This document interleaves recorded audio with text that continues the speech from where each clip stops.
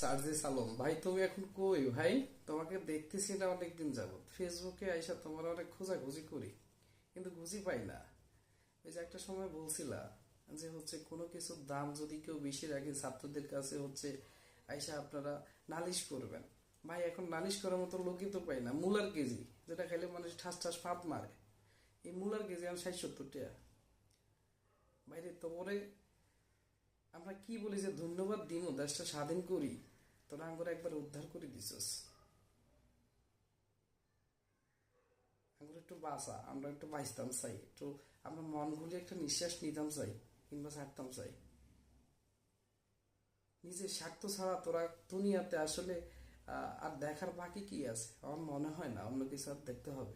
যত পরিমাণ দেখছি, এগুলো আর নিতে পারতেছি না। ভাই তোরা আল্লাহর দোয়াই, তোরা নিজের স্বার্থ খালি খুঁজিস না।